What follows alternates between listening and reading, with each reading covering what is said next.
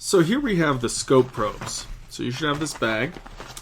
And if I pull them out, you'll see that I have the two probes. All right, and they've got grounds. Sometimes this looks like it's pretty solid, but sometimes those can come in and out, and that's okay.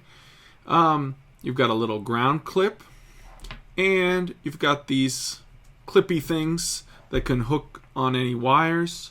You can also pop them off if you'd like to probe, in a breadboard or something like that.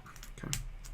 So now the other thing that's important about scope probes is they do need to be calibrated, and I'm not going to go into that into specifically how to calibrate or why this happens, but I will point you to my video on calibrating scope probes. Okay, and you'll need this little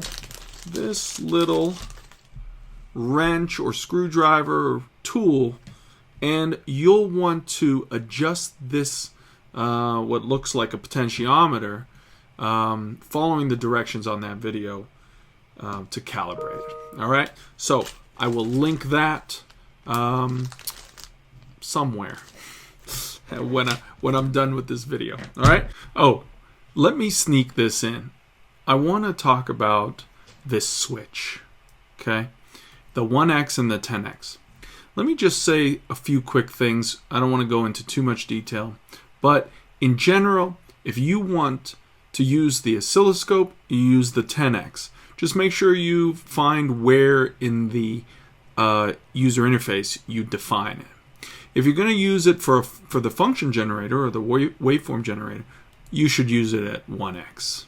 So, not much to it. Scope probes. All right, let's now take a look at the Bnc adapter that'll allow you to use those scope probes with the AD2. So I'm going to grab some scissors, pop this thing open. All right, get rid of this junk. Okay, here it is. So check it out. So you've got that 2x15 connector that will fit right into, where's my Analog Discovery 2? You'll plug that right in. There's actually no registration pin, which I thought they should have had, but then again, it's kind of obvious where those feet need to sit. Okay, so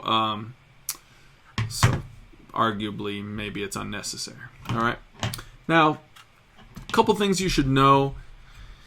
It is going to allow you to use those Bnc those scope probes, which is great. Makes things easier. You can also use other kind of Bnc to alligator clip cables, which are nice.